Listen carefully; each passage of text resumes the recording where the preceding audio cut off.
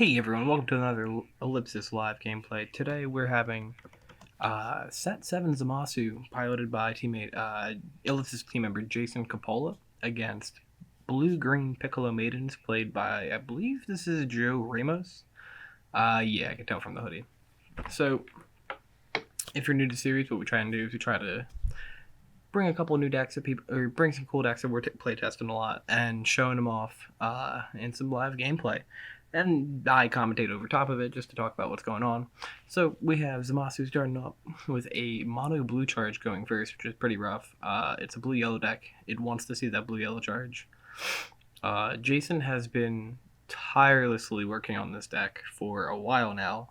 Goku Black is one of his favorite characters. He adores Zamasu. So whenever new cards come out, he's always like, "Hey guys, check out my Zamasu deck," and it's pretty cool. There's some new additions from the draft box. I know a couple cards are proxied out in both decks right now, just because we're trying to get all our hands on everything at the moment. With the shops being shut down, it's a little weird. But yeah, Joe's turn. He's going to charge a hidden potential, swing his leader, and pass. Now, you might be a little confused as to why you see Piccolo swinging, because, you know, if you're used to the typical majority of Piccolo hand control decks right now, or Piccolo decks, they don't really attack much besides those critical attacks because they're trying to rip your hand down.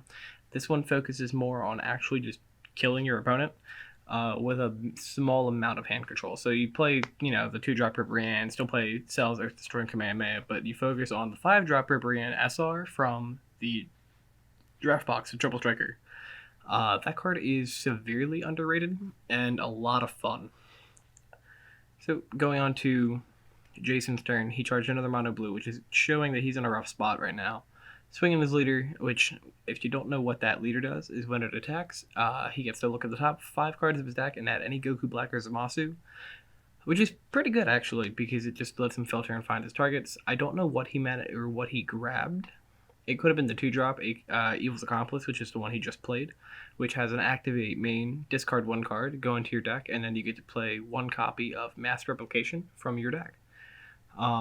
It's pretty good because this is how his engine starts up. He plays the blocker spam version just to try and control his way up and force his opponent all the way through.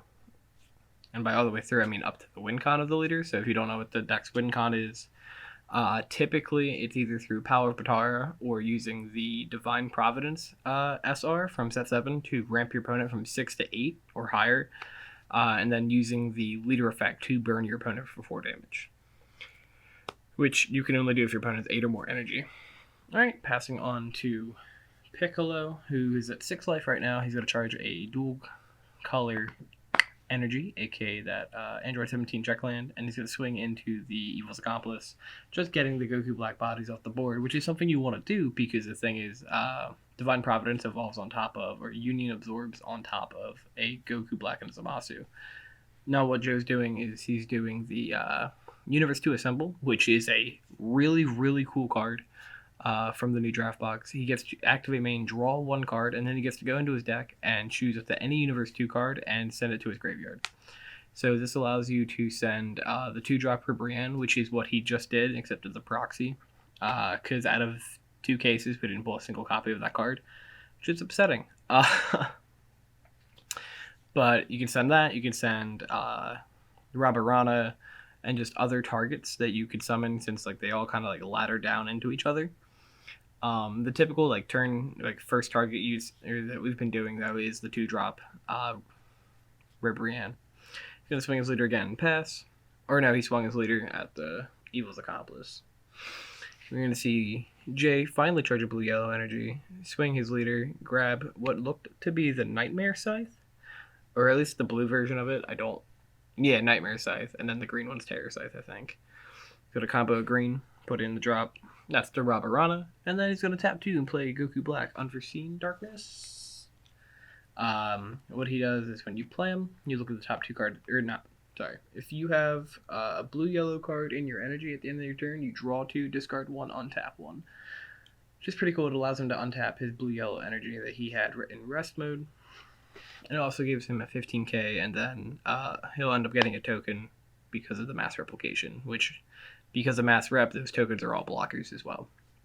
So just a way to try and survive. I like both of these decks. So I've done a lot of testing with Jason, playing against the Piccolo deck, or not against Piccolo, playing against Zamasu. I've played the Piccolo deck a couple times against it. It feels like the Zamasu deck is missing something, and I'm not sure what. And it might honestly be the Vegeta Planeswalker that comes out in May. That card is snapped. I kind of want to just make an entire video about that card alone and all the utility you get from that. I mean, if you don't like your opponent dropping Raiders War or Grade A Bardock Raiders Warcry on you on turn 2, that's how you prevent it, assuming you're going first. But going more back into the actual gameplay, so Joe is tapping 3 to play Teleporting Jamise, which is a 3-drop 15k from the Tournament of Power set. You see my hand coming in, pushing his cards up. So his effect is he reduces the cost of all Maiden Squadron in your hand by 2. You'll see why that's important later on. But he also has another ability, an Activate Main, where you can discard a card and then send him to the Warp. And then at the start of your next turn, you need to play him again. So there's a little bit of a protection effect to him. It does open it up. Because you play the card, though, there are some issues with it. So, like, in the Piccolo mirror, your opponent can Vegeta the Cruel you when you replay him. It can be hidden potentialed. But you only really want to sack it, or you only really want to warp it in matchups with a lot of removal. And Jason plays a lot of removal in his deck. So you can see Joe dropping that pretty black hole SR, weird phrasing, to warp the Jamise and then passing. Typically, turn 3 Jamise is the way to go, just because it helps you set up for a lot of your big cool turns. Obviously, you're not going to do that against Gohan or Boo. You're going to, keep your energy open, or at that point, you can probably try and ramp into your Vegeta Seeker Rare. But yeah, against decks with a lot of removal, you want to do the Warp effect. So, like, Zamasu has access to Goku Black the Replicator. He's a 4-drop battle card that when the Zamasu player plays him, if your leader is Zamasu or Goku Black, you can choose one of your opponent's battle cards, put in their energy in rest mode, and then you summon a token, and then Mass Rep will summon another token. Really, really good card. If it wasn't leader locked, I could see it getting played in other decks, depending on the format. This one is... this 3-drop that he just played is Goku Black Inviting the Darkness. These names are all edgy as hell. When he gets played, he adds the top card of your deck to your energy in active mode. And then at the end of your opponent's next turn, you flip over the top card of their deck. And if it's a battle card, they charge it in rest mode. If it's an extra card or a non-battle card, because that'll be relevant soon, you draw a card and they shuffle their deck.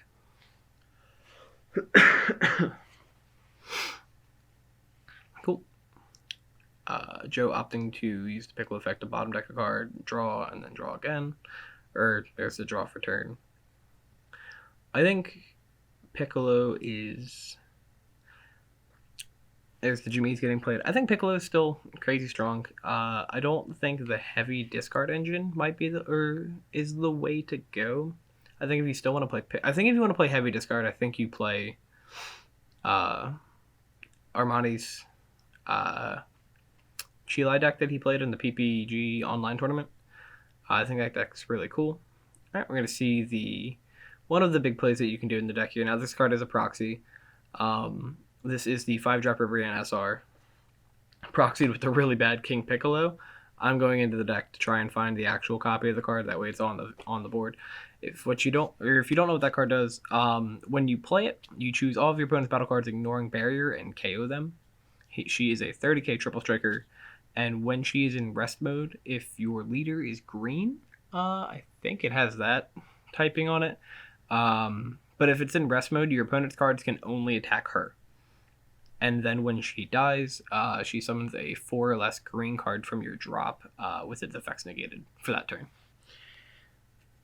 So it's a deadly defender on steroids because it's a 30k triple strike body. It does a lot of stuff for no reason. And then with Jamise on the board, she's a 3-drop. So quite literally the same amount of energy you would play if you were playing a deadly defender. And that's just really good in my opinion. There's also a 2-card combo which is the reason why, I guess it's 3 card technically, which is the reason why I built this deck. So Jamise plus the 5-drop Zerloin. So Zerloin says when you play this card, choose up to 1/4 or less green card in your hand and play it. Well, Ribrianne is a 3-drop in your hand because of Jamise, so you can play her, blow the board up, and have 2 30k attackers for 3 energy. And then tapping 2 to play the Rabarana. When Rabarana is played, your opponent discards 2 cards from their hand.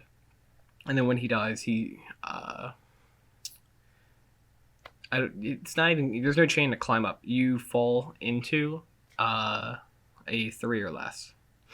Or might specifically be a 3-drop. I don't know if it says 3 or less. If I can find my phone, I can find out real quick.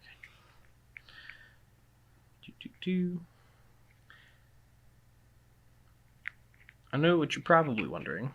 What is the purpose of going into lower cost cards? One of the cool things you can do is you can go into multiple copies of Jamise and make your cards lower and lower cost. So like you can tap 2 for the Zerloins and the Ribrians. You still have to pay specified cost. So it's not that great. Like, it's not broken. Rob, I don't... Oh, wait. Yeah, there's multiple Rob cards. Besides the ones from Draft Box 5. Or the rare and the old one from TOP. Yeah, 3 or less. But mostly what I've been doing and what Joe is probably going to end up doing in the video, spoiler, is when one of the cards die, is summon a Android 18 super combo from the grave. And even though you can't use it to make your opponent tuck a card from their hand, what you're able to do is combo it and then tap 5 to a rival, your Vegeta Seeker Rare. And it just gives you extra free combo. So we saw Joe swing at the Rabarana, and now he's swinging at the Jamise. This is all in the same turn. A lot is going on. And he's just kind of hitting Jason with stuff. Jason using that nice championship Goku Black promo. I don't know that one's name off the top of my head. Card's really good though. It is a 2-drop counterplay that when you play it, if your opponent has 3 or less energy, you can choose one of their battle cards in rest mode, put in their energy. And then I just did something there. If your opponent, or you can untap 2 energy. So it's a free negate that'll summon a blocker when you play it because of mass replication. You swing at the leader, look at the top 5. And not swinging at the leader, swinging the leader at Ribrianne, because that's the only place you can attack. You see Joe opting to spark the Dimension Magic, which is probably the smart play here, because it allows him to turn on his leader ability to start taking life, or start taking cards out of his hand with warping. And that's relevant because now that the Ribrianne's on board, ideally he's never going to get attacked again unless Jason plays a removal card to get rid of it, which, I mean, can happen. As I mentioned before, Goku Black plays a decent bit of removal. The leader itself is removal. He can just tap 1 energy to bounce the card. But that's not something I think he really wants to do because he's just going to put back the 30k triple striker in hand. That's also a board wipe. He's going to tap 3, play Goku Black, Inviting the Darkness, charging 1 energy, summoning the token. And then, if I remember the game right, he's going to tap 3 to try and play another one. And which Joe is going to respond with Hidden Potential. Yeah, and then you put the energy back, and they take a second to figure out what's going on, and we're good.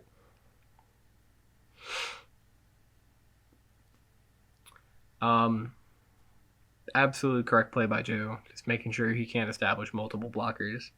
Because he's got to make his way through it. He also leaves him with 1 energy open. Passing turn. You see the draw. Eventually that die will get taken off the leader. There it is. I don't know if he beamed during his opponent's turn, or if he just left it on there the entire time. Alright, charging the Bad Omen. This card is fantastic when paired with Ribrianne, because now that you have the Ribrianne on board, you can put them to 4 and then swing to put them to 1. Combo really high, and most times you can catch your opponent, and they look kind of just like look at you and they're like, why are you swinging at me with 80k to put me to 1? That's weird. Sure, I'll take it. And then you can summon Bad Omen and do the last damage. Tapping 2, warping the not so Ribrianne to rip 2 cards from Jason's hand, which seemed to be a Nightmare Size and a card I didn't see. And then using Leader ability to warp 2 more cards from his hand. Opting to get rid of...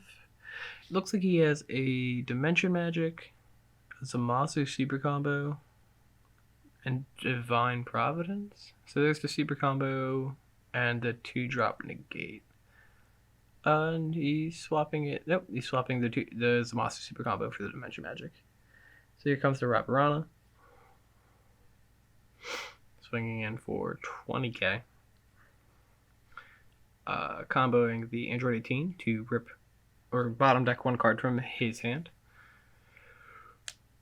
Which is good because depending on what Jason kept there. Oh, he's tapping energy. This could be the Earth Destroying Kamehameha. And it is. He just discards the last card, which was the Divine Providence. Making it so he has to take the attack at 45k combo. Or 45k power. Oh, 1 card in hand. I'm going to see him swing the Ribrianne, which should hopefully hit a blocker. I was like, unless Jason picks up a negate off the life. But even then, I think you just save the card in hand. 3-drop effect, check on the top card. It's Pretty Black Hole, meaning Joe's going to shuffle. Pretty Black Hole is actually a really interesting card. I don't know how amazing it actually is. It's 2 of in the deck.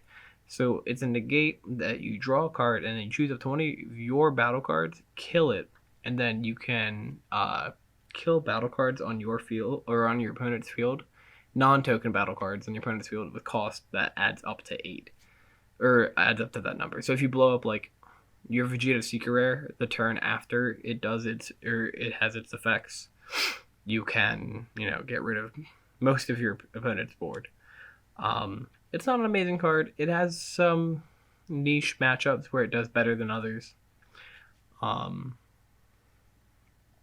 up a Secret Rare to blow up another Secret Rare is also pretty cool. Jason tapping 4 Goku Black the Replicator, the card I talked about earlier. He's going to summon 2 tokens, and then he's going to shove the Ribrianne in the energy.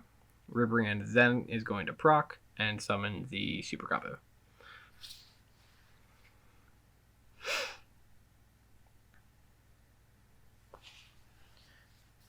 And that feels like a pretty decent trade-off. I mean, you lose your Triple Striker, but the deck plays multiple copies of that card, and you get to gain back a 10k combo, which is kind of nice. Now at this point, Jay has to try and go on the offensive because he's only got 2 or 3 cards in hand, and he can't really defend himself all that well. Here comes the Katsuna, who's now a 1-drop because of the fact that Jamise is on the board. It already reduces from 4 to 2 in your hand if your opponent or if your leader is green and it's during your opponent's turn. And then Jamise tries to drop it 2 more again, and then it drops to 1, and then because of that specified energy, it stays at a 1. So what she does is choose a negate that you player, and then you choose a 20 opponent's battle card, so you kill it. And here comes the Nightmare Scythe. It'll play 2 more tokens. Just 2 more blockers. And passing. I hope everyone is doing well during our trying times, where none of us can go outside and play card games with our friends. I'm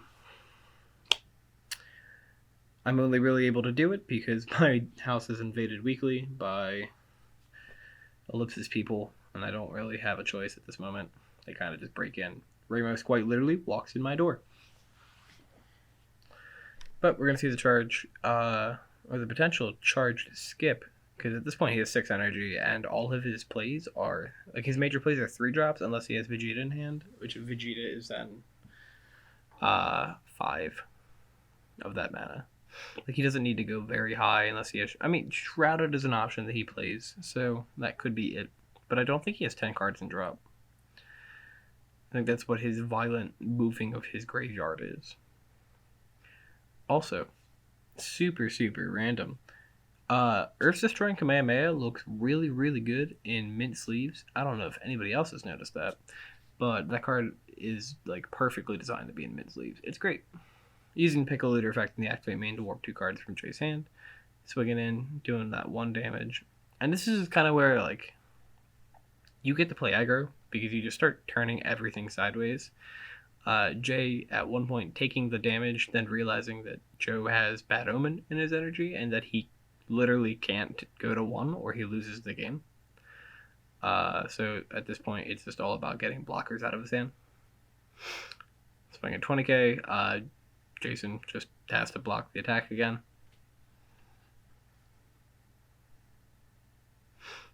Here comes Jamise. Jamise is going to eat a blocker. Boop.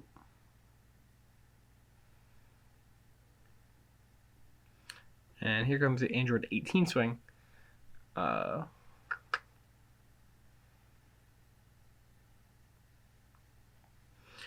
Jason debating whether or not he has to block, realizing that he probably has to just in case because he has no combo power. Bottom decking the 1 card, and here comes Vegeta. So even if the damage isn't done, it doesn't matter. And then swinging 3 times with double strike crits, pretty good. Also, he could have just won the game without the Vegeta Seeker Rare. Once he gets rid of the blocker, he can just summon Bad Open, crit the 1 life, and oh, here's Jason. Cool. Thanks for watching, guys. It's much appreciated.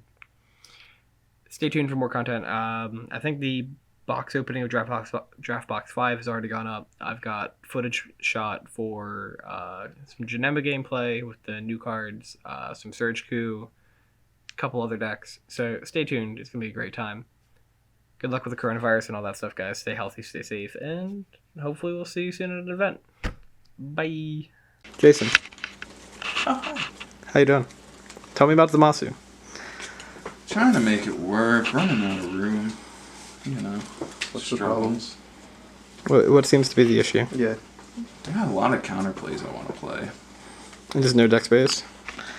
Make it 60. Did you know that in set 10 you can bump it up to 60 cards? Is that when we switch back to the OG leader, if Dylan would ever let me? No, dear God, stop it.